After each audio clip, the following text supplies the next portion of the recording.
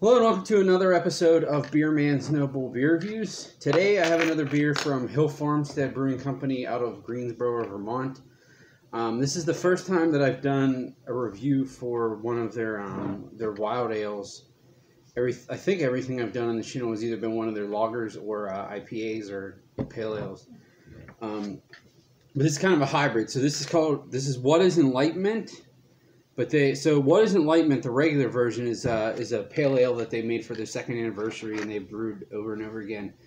But they took that beer and they aged it in. So it's a pale ale brewed with Amarillo and Simcoe hops, but they took it and aged it in wine barrels, which I'm assuming picked up mixed culture character. I've not had this before, so I don't know for sure. But from what people have told me, that is generally the case. It is 5.4 ABV, so I can't wait to crack it open. And I know I've definitely...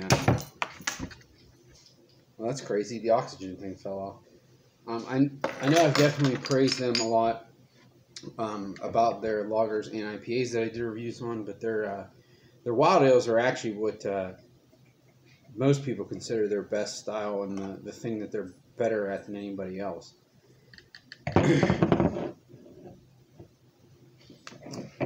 So you can see it pours a slightly cloudy, darker straw to golden color with a nice wispy white head.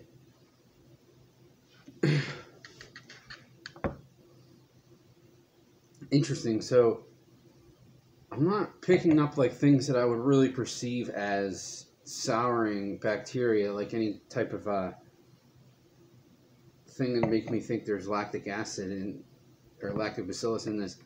It's actually very bready, like Barney funk. I definitely get some of the hops. They're more earthy, which makes sense because they've been aged at this point.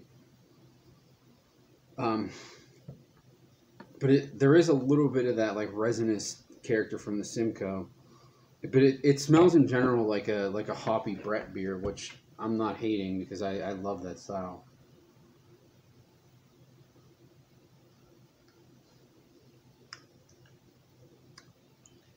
So,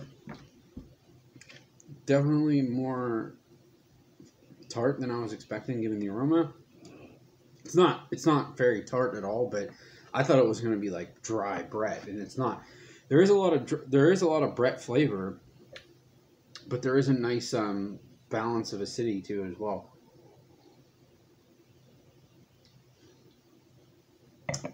There's a little bit like apple skin and minerality to it. I do get the hops, but it's kind of like, it's not like an IPA hop flavor. It's when hops and Brett combine, to me, they kind of create their own flavor and aroma that's not exactly the same as hops or Brett separate. That's what I'm getting out of this. This actually reminds me a lot of Sioux, which is a barrel-aged, like a wine barrel-aged version of Susan, which is one of their IPAs, which makes sense. So, it's barrel-aged IPA. Versus a barrel-aged pale ale. So very, very similar styles. If I remember, the Sioux was a little bit more hop forward. This is more on like the Brett and funk, I would say.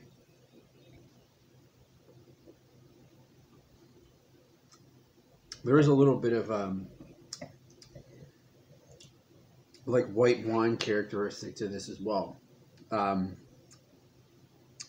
So if you're looking for something that's like their saisons, this is not that.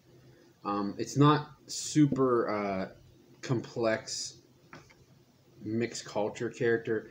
There is a nice Brett funk to it. Like I said, you get those apple skins and a little bit of minerality and tartness, but it doesn't have the depth of some of their barrel-aged saisons or regular saisons, really. But I don't think it's necessarily supposed to. It's its own thing. It's a barrel-aged IPA, so it's doing its own thing. For what that is, I think it's absolutely fantastic. And I'm really glad that I bought this. Or I didn't buy it, I traded for it. I love like hoppy Brett beers, but when it's not just the Brett, when it's like that barrel-aged character, so there is that minerality. And little bit of that acidity, and even like those apple skins, I feel is something is from a mixed culture. It's not something from Brett. It really, really gives it another layer of complexity, and this is fantastic.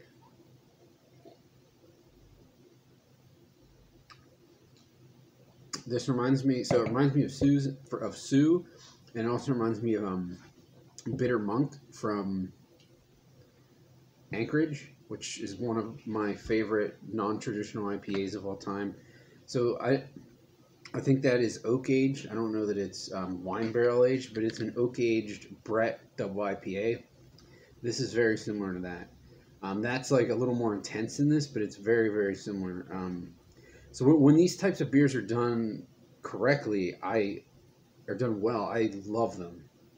I've had some bad ones, but this is not one of them. I would say on my scale of all Hill Farmstead beers, this probably lands at like somewhere in the middle, maybe a little above middle. I don't love it like as much as my favorite saisons from them, but for this style or type, I think it's fantastic, and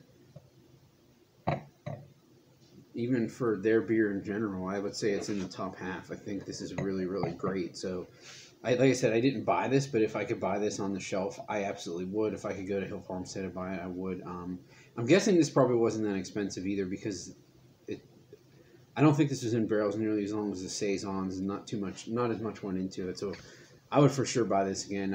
As long as it was like $20 or less, I would definitely buy this again. So. I think that's all I got in this one. Please like, comment, subscribe, let me know what you think, and I look forward to doing the next one. Thanks.